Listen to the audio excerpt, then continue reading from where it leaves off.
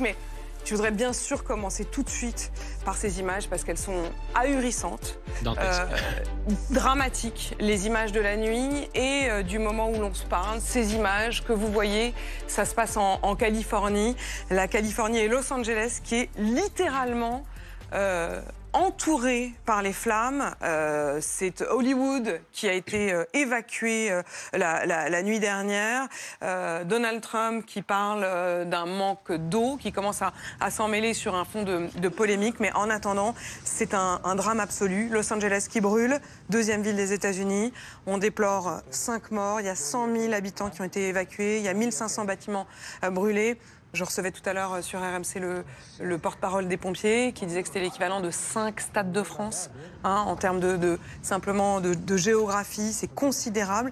C'est d'ailleurs très difficile d'avoir des informations globales sur place, tellement la situation est catastrophique. Mais malgré tout, vous y êtes, Loïc Piala. Vous êtes avec nous en direct d'Altadena, dans le comté de Los Angeles. Je crois qu'il est quasiment minuit chez vous. Est-ce que vous pouvez nous dire ce qui se passe autour de vous ? Alors pour le moment, il y a surtout des pompiers qui agissent, des policiers qui bloquent les accès aux parties de cette ville qui ont été ravagées par les flammes. Elles sont nombreuses pour éviter notamment les pillards. Même les gens qui vivent dans ces maisons n'ont pas forcément accès à leur propre maison pour que les pompiers puissent travailler parce que les flammes menacent toujours. Donc c'est relativement calme, à part effectivement l'activité des pompiers et des policiers pour le moment. Vous avez un masque sur vous parce qu'on respire très mal, on a peur, j'imagine, aussi des émanations. Oui, beaucoup de fumée. Ici à Altaneda, mais aussi un peu partout dans Los Angeles à cause de ces colonnes de fumée. Vous avez peut-être vu ces images de cette fumée qui a presque posé sur l'océan Pacifique de l'autre côté de la ville avec un autre incendie, le Palisade Fire. Et donc effectivement, quand on passe beaucoup d'heures dehors, eh bien il vaut mieux porter ce masque. On a reçu aussi beaucoup de recommandations pour les gens qui n'ont pas besoin de sortir, de rester chez eux justement pour éviter de trop s'exposer à la fumée ou s'ils sortent d'avoir un masque comme celui que je porte en ce moment. Loïc, je vais même aller plus loin. Loïc, vous n'êtes pas envoyé spécial sur place, vous vivez sur place. C'est votre ville, c'est votre région. Comment vous ressentez aussi ça? Vous échangez, j'imagine, avec vos amis, avec vos voisins? Oui, c'est très particulier. On a beaucoup de collègues entre nous, effectivement, quand on a reçu des messages dans la journée, parce qu'on sait que certaines personnes, c'est une ville immense, Los Angeles, donc certaines personnes vivent beaucoup plus près de ces incendies que d'autres. Et quand on n'avait pas de nouvelles de l'un d'entre eux, on s'inquiétait un petit peu. C'est à la fois curieux et en même temps courant. Los Angeles, c'est une ville qui est habituée aux incendies. C'est une ville où on sait qu'il y a la menace aussi des tremblements de terre. Donc on a quelque part ça dans un coin de la tête. Mais là, l'échelle, vraiment, la dimension de ces incendies, parce que ce sont des incendies, ce n'est pas un seul incendie, c'est du jamais vu. Moi, je suis arrivé dans cette ville d'Altaneda en début d'après-midi. Je roulais dans les rues et que je regarde à droite ou à gauche, c'était des images de dévastation. C'était une maison après l'autre totalement calcinée, des voitures totalement brûlées. Encore une fois, une échelle qui est très différente. On parle pas seulement d'une rue, on parle d'un quartier entier, on parle ensuite, on s'avance vers un autre quartier, des maisons qui continuent à brûler, des pompiers débordés parce qu'il y a plusieurs incendies à gérer dans le même temps. C'est une situation absolument inédite ici à Los Angeles, même dans d'autres parties des États-Unis. Des confrères qui ont été à Hawaï pour cet incendie qui avait été ravageur m'ont confié qu'ici, eh bien, c'était une échelle encore plus importante que ce qu'ils avaient vu là-bas. Le bilan humain, heureusement, est bien inférieur, mais en termes de destruction matérielle, on va probablement estimer ces dégâts à plusieurs milliards de dollars. Plusieurs incendies. Est-ce que c'est un phénomène naturel, que ça ait pu prendre à différents endroits, ou est-ce qu'on a des soupçons sur l'idée qu'il puisse y avoir des incendies criminels? Est-ce qu'on en sait déjà un peu plus là-dessus? Non, pas d'avancée sur les causes. Alors, on entend beaucoup aussi le fait que le réchauffement climatique ait pu jouer un rôle. Ce qui est très curieux, en fait, c'est que ce qui a provoqué ces flammes, en particulier ici à Altaneda, parce que plus derrière moi, vous avez les montagnes de Los Angeles, et donc le vent passe par ces montagnes. Et en fait, ce qui est très curieux, c'est que les vents de Santa Ana, c'est un phénomène météorologique qu'on connaît bien ici, mais qui est là plutôt pendant l'automne. Et là, et même la saison des incendies, qui a tendance à s'allonger. Elle commence, on va dire, pendant l'été, mais elle s'arrête s'arrête normalement en début d'année. Il n'y a plus d'incendie comme celui-là. Donc ça aussi, c'est extrêmement surprenant de voir et l'ampleur des dégâts et d'avoir des incendies de cette taille à cette période de l'année. Vraiment, c'est inédit encore une fois. Et ce qui est aussi, ce qui a beaucoup joué dans les dégâts qu'on a observés, ce sont ces vents très puissants. Ils ont dépassé les 100 km/h. Ça fait que les flammes se sont propagées extraordinairement rapidement. Je parlais avec un habitant qui me disait en fait qu'il avait vécu des vents d'un niveau d'ouragan et que même avant que les flammes arrivent, il était déjà effrayé parce que tout volait. Quand vous roulez dans les rues d'Altaneda, vous allez voir des branches arrachées, des arbres coupés en deux par, encore une fois, la puissance du vent, ce qui a provoqué ces flammes. Et c'est sans doute ce qui explique aussi le fait que le feu s'est propagé aussi rapidement. Pour ce qui est de la cause criminelle ou pas, là-dessus, pour l'instant, on n'a pas d'informations. Les enquêteurs sont au travail. Merci Loïc. Loïc, vous restez avec nous parce qu'effectivement, à tout moment, n'hésitez pas à nous alerter, à nous dire ce qui se passe. Les images d'ailleurs que vous voyez, c'est des images en ce moment même de ces incendies. C'est donc la nuit, je le disais Loïc, il est près de minuit en Californie. Je voudrais commencer par vous interroger, vous, Géraldine Vosner, parce que vous êtes spécialiste aussi des questions d'environnement.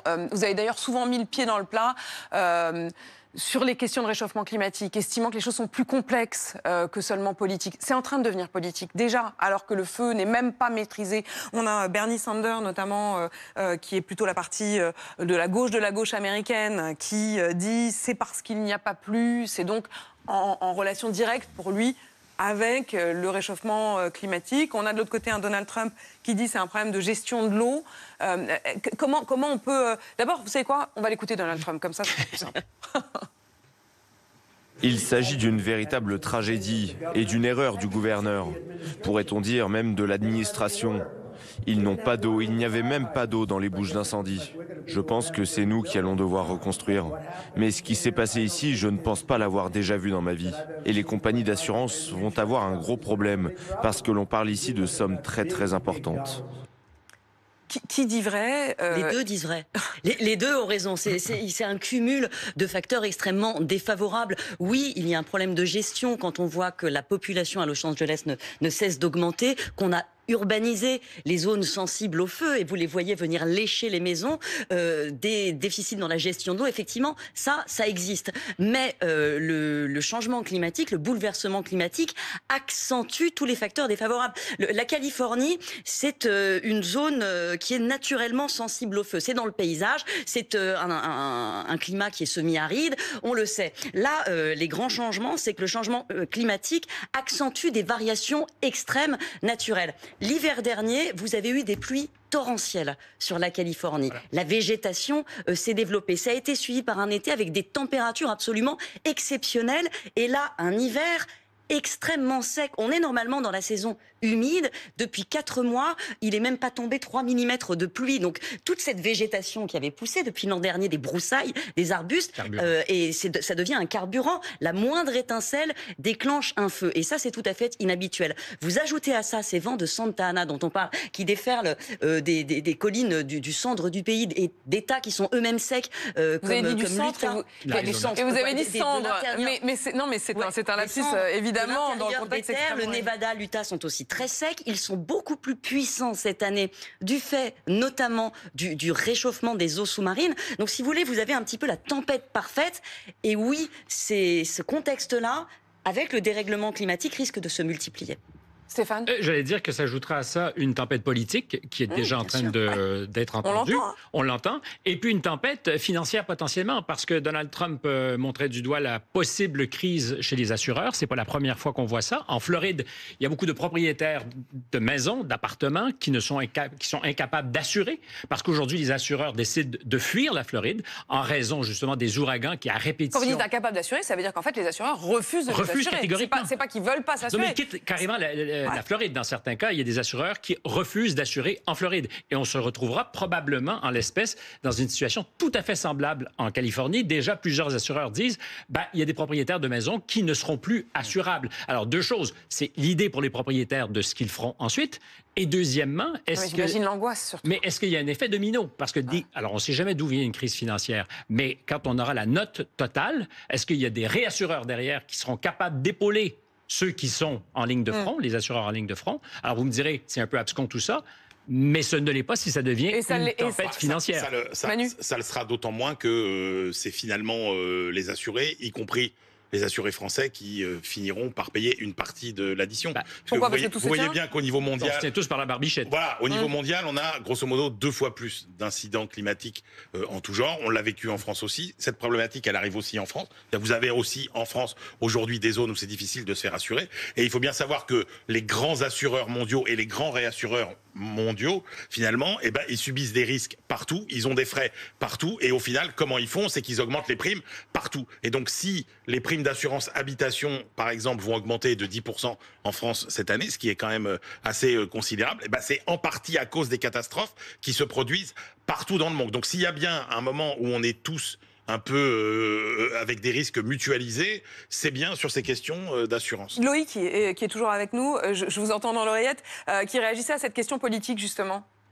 Oui, parce que je crois qu'il faut le remettre dans un contexte. Il y a entre Gavin Newsom, le gouverneur de la Californie, et Donald Trump une sorte de querelle qui date de bien avant ces incendies. Et Donald Trump a déjà utilisé les incendies comme un moyen de pression sur Gavin Newsom, justement pour sa gestion de l'eau, en disant s'il refuse de faire ce que je lui demande sur la gestion de l'eau, eh bien je couperai l'aide fédérale en cas d'incendie. Il y a eu cette rumeur qu'en 2018, lors d'un incendie qui touchait la région de Orange County au sud de Los Angeles, Donald Trump ne voulait pas accorder cette aide fédérale, et en fait, on lui expliquait que dans cette zone-là, il y avait beaucoup d'électeurs de Trump, et il avait décidé de changer d'avis. Donc, le fait qu'il soit monté au créneau aussi rapidement sur cette question, ça ne sort pas de nulle part. C'est un problème qu'il mentionne déjà depuis longtemps. Il avait aussi accusé la Californie de ne pas bien s'occuper de ses arbres et de ne pas suffisamment débroussailler, de ne pas suffisamment gérer ses forêts pour expliquer ces incendies, parce qu'on le sait, Donald Trump aussi n'adhère pas du tout à l'argument du réchauffement, du changement